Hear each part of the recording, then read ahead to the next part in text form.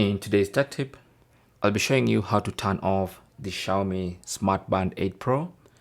And this is very simple. So the first thing you want to do is go to settings. There are two ways of going to settings. One is swiping up to go to the app screen where you should see the settings icon, which you can tap on, and that should take you to settings. Alternatively, from the watch face, you can go to the quick settings panel by swiping right, and then you should see the settings icon. Tap on it, and that also takes you to the settings page.